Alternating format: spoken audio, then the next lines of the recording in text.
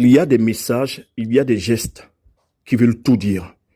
Vous allez suivre une vidéo d'un marcheur ghanéen, panafricaniste convaincu, qui a quitté Accra pour rallier Ouagadougou. Il a mis une vingtaine de jours. Il a parcouru 950 km à pied. C'est incroyable.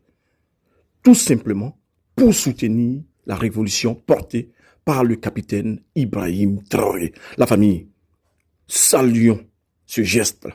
Partageons la vidéo. Autre point de l'actualité, plus de 950 km à pied, c'est le chemin parcouru par un homme, un Ghanéen, un marcheur panafricaniste pour porter un message d'unité africaine.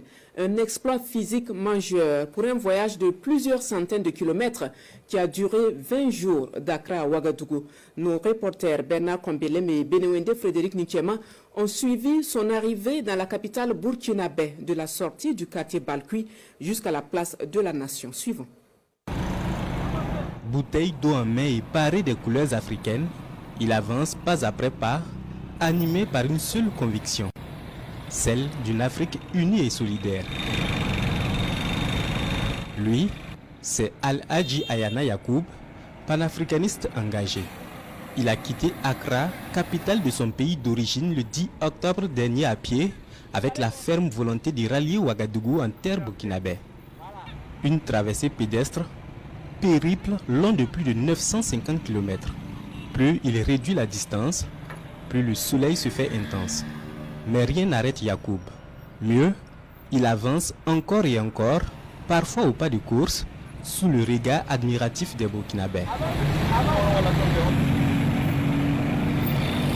Nous sommes aux environs de 10 heures.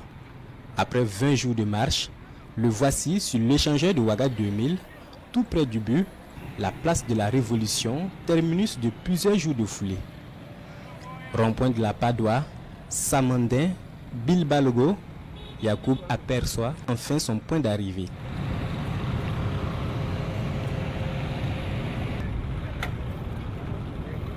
Fier, debout au pied du monument, il vient de boucler près de 3 semaines de marche au nom de la paix, de la fraternité et de l'intégration africaine. Ce n'était pas facile, mais au nom de l'amour pour l'Afrique, je l'ai fait.